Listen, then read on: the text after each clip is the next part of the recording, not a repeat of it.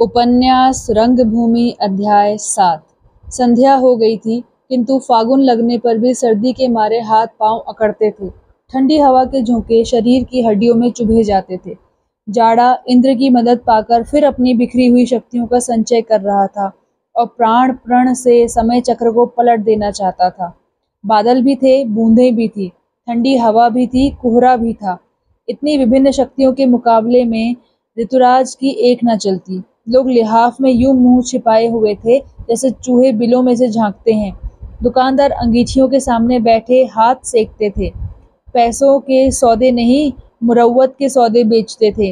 राह चलते लोग अलाव पर यूं गिरते थे मानो दीपक पर पतंगे गिरते हों। बड़े घरों की स्त्रियां बनाती थी, मिसराइन ना आए तो आज भोजन बनाएं। चूल्हे के सामने बैठने का अवसर मिले। चाय की दुकानों पर जमघट रहता था। ठाकुर दीन के पान छबड़ी में पड़े पड़े सड़ रहे थे, पर उसकी हिम्मत ना पड़ती थी कि उन्हें फेरे। सूरदास अपनी जगह पर तो आ बैठा था, पर इधर उधर से सूखी टहनियां बटोरकर जला ली थी और हाथ सेक रहा था। सवारियां आज कहाँ? हाँ, कोई इक्का दुक्का मुसाफिर निकल जाता था तो बैठे बैठे उसका कल्याण मना लेता था। जब से सैयद ताहिर अली ने उसे धमकियां दी थी, जमीन के निकल जाने की शंका उसके हृदय पर छाई रहती थी। सोचता, क्या इसी दिन के लिए मैंने इस जमीन का इतना जतन किया था? मेरे दिन सदा यूं ही थोड़े ही रहेंगे, कभी तो लक्ष्मी प्रसन्न होंगी। अंधे की आंखें ना खुले पर भाग खुल सकता है। कौन जाने, कोई दानी मिल जाए या मेरे ही हाथ में धीरे धीरे कुछ रुपए इकट्ठे हो जाएं। बनते देर नहीं लगती।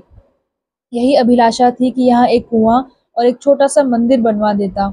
मरने के पीछे अपनी कुछ निशानी रहती, नहीं तो कौन जानेगा कि अंधा कौन था।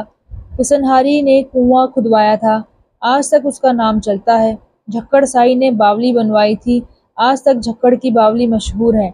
जमीन निकल गई तो नाम डूब जाएगा। कुछ रुपए मिले भी तो किस काम के? नायक राम उसे ढांढस देता रहता था। तुम कुछ चिंता मत करो, कौन माँ का बेटा है जो मेरे रहते तुम्हारी जमीन निकाल ले? लहू की नदी बहा दूंगा। उस किरंटे की क्या मजाल? गोदाम में आग लगा दूंगा, इधर का रास्ता छुड़ा दूंगा। वह है किस गुमान में? तुम बस हामी ना भरना। किंतु इन शब्दों से जो तस्कीन होती थी वह भैरव और जगदार की ईर्ष्यापूर्ण वितंडाओं से मिट जाती थी और वह एक लंबी सांस खींचकर रह जाता था। वह इन्हीं विचारों में मग्न था कि नायक राम कंधे पर लट्ठ रखे, एक अंगोछा कंधे पर डाले, पान के बीड़े मुंह में भरे आकर खड़ा हो गया और बोला, सूरदास, बैठे टापते ही रहोगे? सांझ हो गई, हवा खाने वाले अब इस ठंड में ना निकलेंगे। खाने भर को मिल गया कि नहीं? सूरदास बोला, कहाँ महाराज, आज तो एक भागवान से भी भेंट ना हुई। नायक राम बोला, जो भाग्य में था मिल गया, चलो घर चले। बहुत ठंड लगती हो तो मेरा यह अंगूछा कंधों पर डाल लो। मैं तो इधर आया था कि कहीं साहब मिल जाएं तो दो दो बातें कर लूं, फिर एक बार उनकी और हमारी भी हो जाए। सूरदास चलने को उठा ही था कि सहसा एक गाड़ी की आहट मिली। रुक गया, आस बंधी। एक क्षण में फिटन आ पहुंची। सूरदास ने आगे बढ़कर कहा, दाता भगवान तुम्हारा कल्याण करे, अंधे की खबर लीजिए। फिटन रुक गई और चतारी के राजा साहब उतर पड़े। नायक राम उनका पंडा था। साल में 200-400 रुपए उनकी रियासत से पाता था। उन्हें आशीर्वाद देकर बोला, सरकार का इधर कैसे आना हुआ? आज तो बड़ी ठंड है। राजा साहब बोले, यही सूरदास है जिसकी जमीन आगे पड़ती है। आओ तुम दोनों आदमी मेरे साथ बैठ जाओ, मैं जरा उस जमीन को देखना चाहता हूँ। नायक राम बोला, सरकार चलें, हम दोनों पीछे पीछे आते हैं। राजा साहब बोले, अजी आकर बैठ जाओ, तुम्हें आने में देर होगी और मैंने अभी संध्या नहीं की है। सूरदास बोला, पंडा जी तुम बैठ जाओ, मैं दौड़ता हुआ चलूंगा, गाड़ी के साथ ही साथ पहुंचूंगा। राजा साहब बोले, नहीं नहीं, तुम्हारे बैठने में कोई हरज नहीं है। तुम इस समय भिखारी सूरदास नहीं, जमींदार सूरदास हो। नायक राम बोला, बैठो सूरे बैठो, हमारे सरकार साक्षात देवरूप हैं। सूरदास बोला, पंडा जी मैं। तभी राजा साहब बोले, पंडा जी तुम इनका हाथ पकड़कर बिठा दो, यों ना बैठेंगे। नायक राम ने सूरदास को गोद में उठाकर गद्दी पर बैठा दिया। आप भी बैठे और फिटन चल पड़ी। सूरदास को अपने जीवन में फिटन पर बैठने का यह पहला ही अवसर था। ऐसा जान पड़ता था कि उड़ा जा रहा हूँ। 3-4 मिनट में जब गोदाम पर गाड़ी रुक गई और राजा साहब उतर पड़े तो सूरदास को आश्चर्य हुआ कि इतनी जल्दी क्यों कर आ गए। राजा साहब बोले, जमीन तो बड़े मौके की है। सूरदास बोला, सरकार बाप दादों की निशानी है। सूरदास के मन में भांति भांति की शंकाएं उठ रही थी। क्या साहब ने इनको यह जमीन देखने के लिए भेजा है? सुना है यह बड़े धर्मात्मा पुरुष हैं, तो इन्होंने साहब को समझा क्यों ना दिया? बड़े आदमी सब एक होते हैं, चाहे हिंदू हो या तुर्क। तभी तो मेरा इतना आदर कर रहे हैं, जैसे बकरे की गर्दन काटने से पहले उसे भरपेट दाना खिला देते हैं। लेकिन मैं इनकी बातों में आने वाला नहीं हूँ। राजा साहब बोले, असामियों के साथ बंदोबस्त है? नायक राम बोले, नहीं सरकार, ऐसे ही पड़ती पड़ी रहती है। सारे मोहल्ले की गौएं यही चरने आती हैं। उठा दी जाए तो 200 रुपए से कम नफा ना हो, पर यह कहता है जब भगवान मुझे यूं ही खाने भर को देते हैं तो इसे क्यों उठाऊं?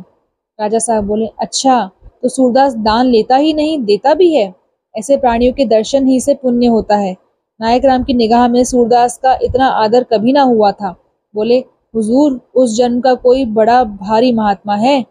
राजा साहब बोले, उस जन्म का नहीं, इस जन्म का महात्मा है। सच्चा दानी प्रसिद्धि का अभिलाषी नहीं होता। सूरदास को अपने त्याग और दान के महत्व का ज्ञान ही न था। शायद होता तो स्वभाव में इतनी सरल दीनता न रहती। अपनी प्रशंसा कानों को मधुर लगती है। सभ्य दृष्टि में दान का यही सर्वोत्तम पुरस्कार है। सूरदास का दान पृथ्वी या आकाश का दान था, जिसे स्तुति या कीर्ति की चिंता नहीं होती। उसे राजा साहब की उदारता में कपट की गंध आ रही थी। वह यह जानने के लिए विकल हो रहा था कि राजा साहब का इन बातों से अभिप्राय क्या है। नायक राम राजा साहब को खुश करने के लिए सूरदास का गुणानुवाद करने लगे। धर्मावतार, इतने पर भी इन्हें चैन नहीं है। यहाँ धर्मशाला, मंदिर और कुआं बनवाने का विचार कर रहे हैं। राजा साहब बोले, वाह, तब तो बात ही बन गई। क्यों सूरदास, तुम इस जमीन में से 9 बीघे मिस्टर जॉन सेवक को दे दो। उनसे जो रुपए मिले उन्हें धर्म कार्य में लगा दो। इस तरह तुम्हारी अभिलाषा भी पूरी हो जाएगी और काम भी निकल जाएगा। दूसरों से इतने अच्छे दाम ना मिलेंगे। बोलो, कितने रुपए दिला दूं? नायक राम सूरदास को मौन देखकर डरे कि कहीं यह इनकार कर बैठा तो मेरी बात गई। बोले, सूरे, हमारे मालिक को जानते हो ना, चतारी के महाराज हैं। इसी दरबार से हमारी परवरिश होती है। म्यूनिसिपैलिटी के सबसे बड़े हाकिम हैं। आपके हुक्म के बिना कोई अपने द्वार पर खूंटा भी नहीं गाड़ सकता। चाहे तो सब इक्के वालों को पकड़वा लें, सारे शहर का पानी बंद कर दें। सूरदास बोला, जब आपका इतना बड़ा अख्तियार है तो साहब को कोई दूसरी जमीन क्यों नहीं दिला देते? राजा साहब बोले, ऐसे अच्छे मौके पर शहर में दूसरी जमीन मिलनी मुश्किल है, लेकिन तुम्हें इसके देने में क्या आपत्ति है? इस तरह न जाने कितने दिनों में तुम्हारी मनोकामनाएं पूरी होगी। यह तो बहुत अच्छा अवसर हाथ आया। रुपए लेकर धर्म कार्य में लगा दो। सूरदास बोला, महाराज, मैं खुशी से जमीन ना बेचूंगा। नायक राम बोला, सूरे, कुछ भंग तो नहीं खा गए? कुछ ख्याल है किससे बात कर रहे हो? सूरदास बोला, पंडा जी, सब ख्याल है। आंखें नहीं है तो क्या अक्ल भी नहीं है? पर जब मेरी चीज है ही नहीं तो मैं उसका बेचने वाला कौन होता हूँ? राजा साहब बोले, यह जमीन तो तुम्हारी ही है। सूरदास बोला, नहीं सरकार, मेरी नहीं, मेरे बाप दादों की है। मेरी चीज वही है जो मैंने अपने बाहुबल से पैदा की है। यह जमीन मुझे धरोहर मिली है, मैं इसका मालिक नहीं हूँ। राजा साहब बोले, सूरदास, तुम्हारी यह बात मेरे मन में बैठ गई। अगर और जमींदारों के दिल में ऐसे ही भाव होते तो आज सैकड़ों घर यूं तबाह न होते। केवल भोग विलास के लिए लोग बड़ी बड़ी रियासतें बर्बाद कर देते हैं। पंडा जी, मैंने सभा में यही प्रस्ताव पेश किया है कि जमींदारों को अपनी जायदाद बेचने का अधिकार ना रहे, लेकिन जो जायदाद धर्म कार्य के लिए बेची जाए उसे मैं बेचना नहीं कहता। सूरदास बोला, धर्मावतार, मेरा तो इस जमीन के साथ इतना ही नाता है कि जब तक जीऊं इसकी रक्षा करूं और मरूं तो इसे ज्यों का त्यों छोड़ जाऊं। राजा साहब बोले, लेकिन यह तो सोचो कि तुम अपनी जमीन का एक भाग केवल इसलिए दूसरों को दे रहे हो कि मंदिर बनवाने के लिए रुपए मिल जाएं। नायक राम बोला, बोलो सूरे, महाराज की इस बात का क्या जवाब देते हो? सूरदास बोला, मैं सरकार की बातों का जवाब देने जो हूँ कि जवाब दूं, लेकिन इतना तो सरकार जानते ही हैं कि लोग उंगली पकड़ते पकड़ते पहुंचा पकड़ लेते हैं। साहब पहले तो ना बोलेंगे, फिर धीरे धीरे हाथा बना लेंगे। कोई मंदिर में जाने ना पाएगा, उनसे कौन रोज रोज लड़ाई करेगा? नायक राम बोला, दीन बंधु, सूरदास ने यह बात पक्की कही। बड़े आदमियों से कौन लड़ता फिरेगा? राजा साहब बोले, साहब क्या करेंगे? क्या तुम्हारा मंदिर खोद कर फेंक देंगे? नायक राम बोला, बोलो सूरे, अब क्या कहते हो? सूरदास बोला, सरकार, गरीब की घरवाली गांव भर की भावज होती है। साहब किरस्तान है, धर्मशाले में तंबाकू का गोदाम बनाएंगे, मंदिर में उनके मजूर सोएंगे, कुएं पर उनके मजूरों का अड्डा होगा। बहू बेटियां पानी भरने न जा सकेंगी। साहब ना करेंगे, साहब के लड़के करेंगे।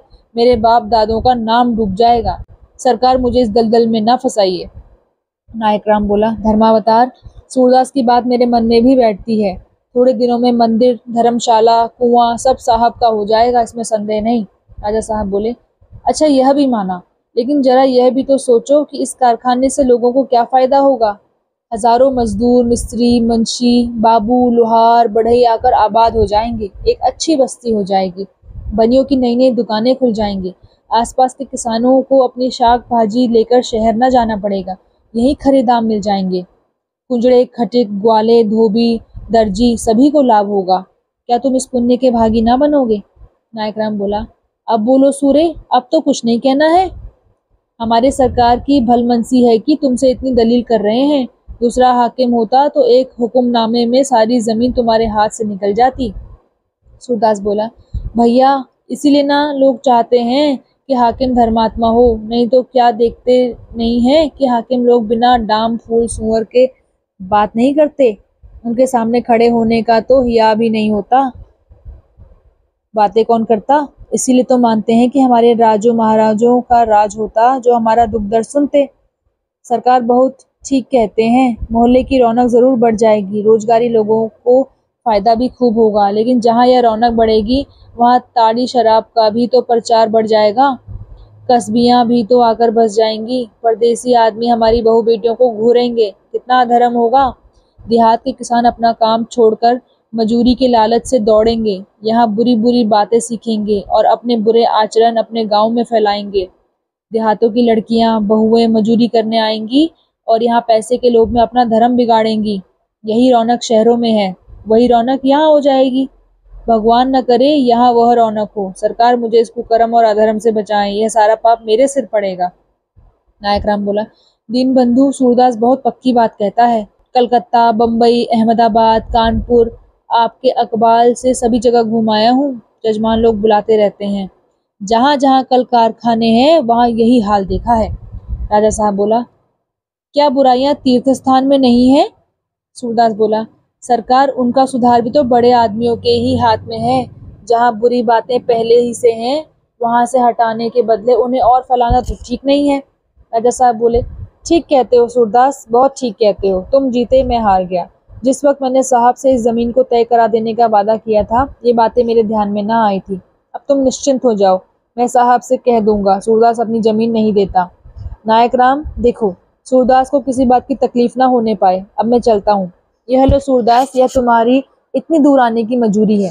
यह कहकर उन्होंने 1 रुपया सूरदास के हाथ में रखा और चल दिए। नायक राम ने कहा, सूरदास आज राजा साहब भी तुम्हारी खोपड़ी को मान गए।